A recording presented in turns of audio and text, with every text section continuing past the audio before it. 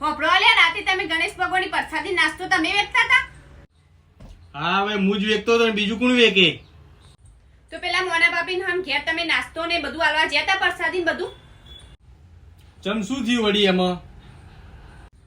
એ રે મને ઘેર આવીને કહેતા હતા કે બધાને ઘેર ઘેર કે પ્રસાદી નાસ્તો આલ્યો ને કે અમાર ઘેર તો પ્રસાદી નાસ્તો આપ્યો જ નહીં.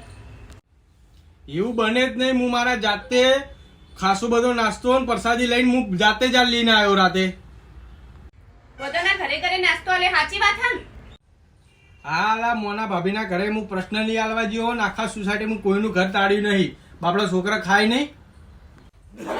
શું તમે મોના બાપી છોકરાને ધપાડવા જતા? આપણો છોકરો તમને નતો દેખાતો? આપણો છોકરો શું ગુનો કર્યો તે આપણા છોકરા માટે તઈ પ્રસાદી ના લાયા? પેલા આપણા છોકરાને ધપાડો ને પછી બીજાના છોકરા ધપાડવા જજો. મોટા થઈ ગયા હોતે મોટા બીજાના છોકરા ધપાડવા વાળા. મોના ભાભીને છોકરાને નાસ્તો ખવડાવવામાં હું મારા છોકરાને જ નાસ્તો કરાવવાનું ભૂલી ગયો. હવે તો મારા છોકરાને સાચવવા પડશે ને કાં બોલશે